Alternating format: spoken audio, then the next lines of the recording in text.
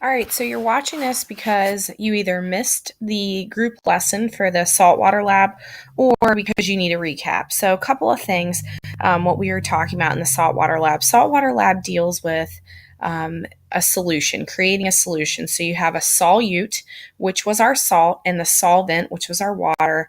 And we were trying to figure out how does temperature affect solubility, or how does temperature affect the amount of solute that can be dissolved. And what we're looking at here in front of you are the results from this semester and overall data from all of my semesters. So if you look at this semester's, check to see if you see any trends. As we increase in temperature, is there a trend in the amount of solute that can be dissolved? Take a look at that.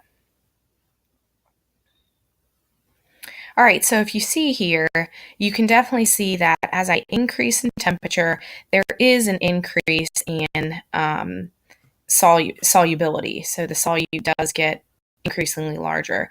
Now we do have some weird data here. So we have this doesn't increase as much as what we probably anticipated.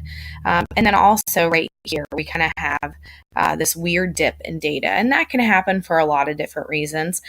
So what I did is then I averaged all of my data to hopefully continue to get more and more trials to make this a better investigation. So if you look at the bottom, you can see now, sorry, let's try to get that thing out there. You can see now that same thing, as I increase temperature, sorry, you'll see an increase in solubility. And this one's a little bit nicer as far as data goes because you don't have that weird fluctuation where the hotter actually is lower than the hot, which shouldn't really occur. So let's take a look at why this is. So we see this relationship of increase in temperature and increase in solubility. So that's called a direct relationship. And why that's a direct relationship? Because when one increases, the other increases, or when one decreases, the other decreases. So they do the same exact thing.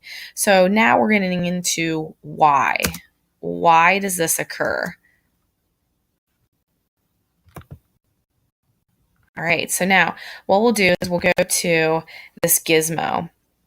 So we have this gizmo, and just to give you some background, this is a Charles Law gizmo. This is something that you'll get into chemistry more, but the visual is going to be beneficial for us. So we have a container that's being heated on a hot plate, and in the container you can see the molecules moving, or the particle, whatever they are. And then also this container is a sealed container, and this top right here is going to be able to move as we fluctuate the temperature. Now the temperature is in degrees Kelvin.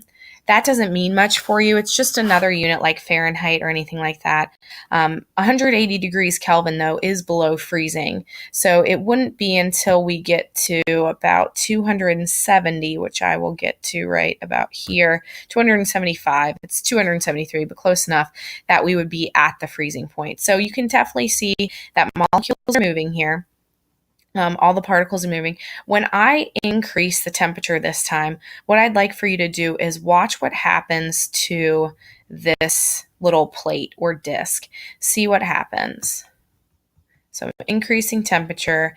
So as I increase temperature, you're going to see that the amount of molecules stay the same, but this time they move faster and they start pushing on this disk, which makes it a greater volume. Okay. And then if I go backwards, if I decrease temperature, same thing. I have a decrease in volume. So if we look at this on a bar chart, if you just focus on volume and temperature, take a look at those last two columns. As I increase one, the other increases. So temperature increases, so does volume.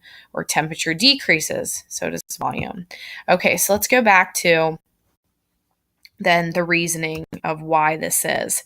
So why then does solubility increase when temperature increases? The reason is kind of like what this picture shows. As temperature increases, so if I move my cursor here so it doesn't have this little dude going on. If you see at the bottom, you can see the amount of I don't know, flames that you have. As I increase the amount of flames, my temperature will go up. So as I add more heat, my temperature will go up, which will increase the volume.